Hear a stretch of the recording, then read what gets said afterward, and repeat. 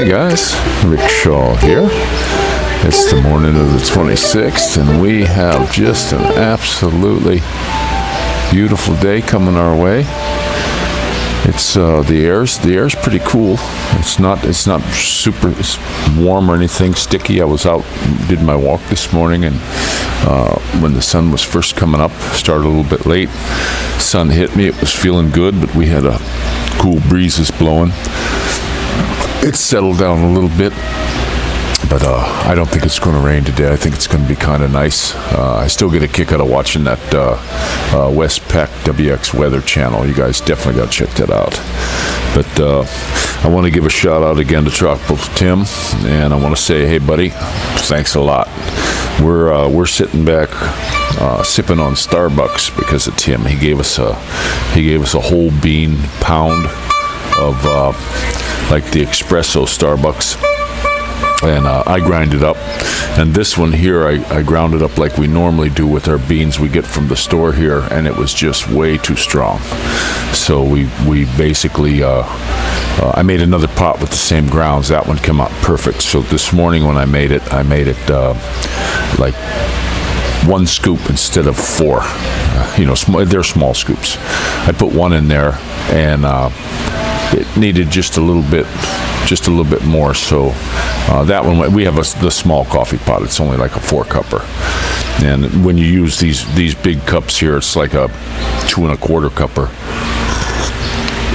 So I went ahead and made the next one with 1.5 scoops, and it came out perfect. So, and that should last us a good while. Now the other coffee, I got to go with 4 scoops and grind it down to dust to get the coffee out of it. So that's where we're at with that. But I did my last one on the dogs, and maybe I can enlist your aid here for some of you folks that live here in the Philippines, expats or even Filipinos. We're looking for a dog. We'd like to get it while we're here, hopefully help get them broke.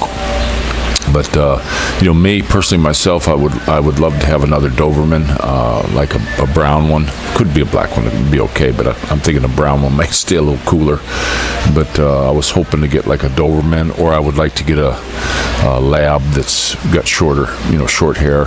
I want a good sized dog, but I know both of those types of dogs, they can be indoor or outdoor dogs. You do take them out, but going out in the morning every morning and doing my walks and stuff, I would definitely take the dog with me. So that's not going to be a problem. Plus, I want a dog that's going to hang with the kids. Once you get them trained up, they'll hang with the kids. I know my older batch of kids that I had, we had dogs that just hung around them wherever they went. So, and that where we're going, we did see the river over there, and while I was looking over the wall, I could look right over that wall. The way the sun was hitting, it was pretty much noon when we were there, and it was coming straight down. And when I looked, I seen something funny, and I looked close again. It was a snake sunning himself on a rock right by the river. So, and he was pretty good sized. I don't know what kind of snake it was. I have no idea, because the snakes are different here. But it was like a decent sized moccasin, what we used to see. And so I don't know if it was a venomous snake or not, but it was pretty good sized. So, we have to watch out for that. Having a dog around hanging with your kids, if something like that comes up, they'll bark at them. And me, I don't know if it's because the snake got Eve to take take the apple and give it to Adam and all this stuff, but I don't know. I clobber him to death anytime I see one, unless it was like a garden snake, the green garden snakes I used to leave in my garden all the time.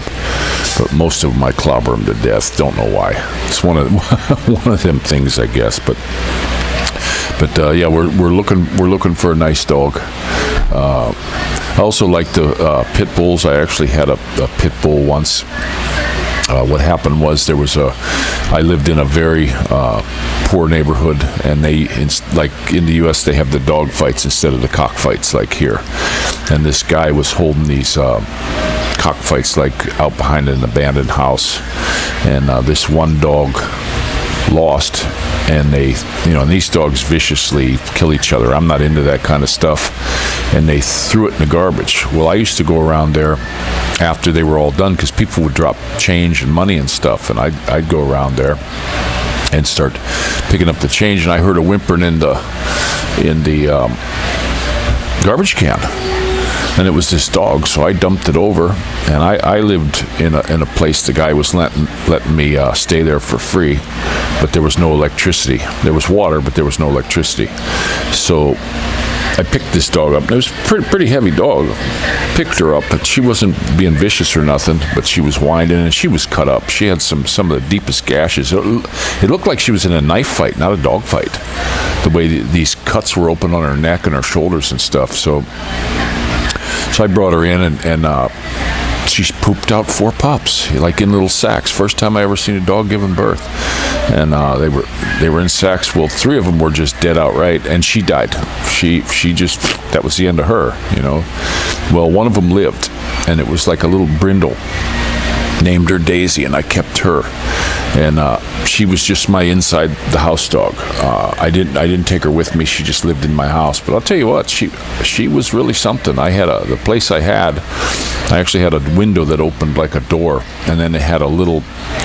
It wasn't a balcony. It was only maybe 2.5 feet wide. But when people come, I had to put her out there on that little balcony thing, because she just didn't like anybody. She was very, very protective. But me, she was a big cuddly teddy bear, slept in the bed and all that. And I hear a lot of bad stories about them, but I had one. She was just fine. And then I had moved and decided couldn't keep her anymore, and the lady that lived downstairs asked if she could have her, because I used to always just let her run down the stairs by herself to run outside and poo-poo, and the lady would open the door for her downstairs, because we had a common entryway on the side of the house, and she'd open up the door and she'd go outside and do her business, you know, and then come back up. And I was always one to clean that up, you know. Once I got rolling in the mornings, I'd get up and I'd clean it up, put it in the garbage bag and stuff. So we never left a mess like they do here. But I noticed that when we were down in Tondo, it wasn't so messy down there. So I guess if you come here, it wouldn't be bad. And don't believe all the hype on that place either. You know, all the stories you hear. You know, I just went back and forth with the messenger on some guy. He was saying, yeah, he was in Tondo and it was a terrible place, and you know, very horrible. And I'm like, oh, when were you there? And he's like saying 1976 or something. Last time he was there. So you know, don't believe everything you hear. Don't believe me either. Go check it out for yourself. I thought it was a pretty cool place, but. Just rambling a little bit this morning, getting the video out. I'm playing with the editing stuff. We'll see how that works, and just having our coffee, having a good morning. I got a kitty cat coming pretty soon. Hopefully, it's a little hunter like the mom. We'll see. I actually picked up. The female, I could take her and lay her on her back and rub her belly, and she doesn't fight to get away. She'll mellow. The mom. Well, I did that to the female cat. She was having no part of it, and I did it to, there's 4 kitties. I did it to the other 2, and they were having no part of it. But the male, it looks just like the mother. You can lay him on his back and just rub his belly and pet his head and stuff, and he's just fine with it. So I always somebody showed me that one time. If you want to get a good cat, put him on your lap, like vertically on your lap, and see if they'll lay on their back for you. And they said if they can do that, then you'll have a good cat. And I never really had cats. I never lived by myself and owned a cat before. You know, when I was married before, the little woman had one, but I did not like it. I would sit there with a slingshot. The damn thing would crawl in the stinking cat box and then jump up on the counter. Every time I went to cook, I had to bleach rag the counters because of that. And then the damn thing would get in there and lick the butter. I'd put a big heavy thing on, and it figured out a way to get that glass lid off and lick the butter. So I put the butter out where I could see it from the living room, and I'd shoot it in the butt with a sling. And finally, I told her, "Look, you got to get rid of this thing. I'm sick of this. You know, I'm sick of this thing. You can't train them to stay off the counters, and they paw in a crap box." So I just didn't like them. So finally that thing disappeared, and then that was never had a cat in the house again. Now this one here that we're going to get, we'll see how it goes. We'll try it out here. I don't want a cat that's just roving all around walking on people's cars. It's going to have to be like a yard cat. We'll see how that goes. If it's going to be a roamer and take off long, I'll do like my buddy Onad. His cat, when it's outside, is on a leash. I think that's so funny. He actually got a collar and puts it on a leash, and it doesn't mind.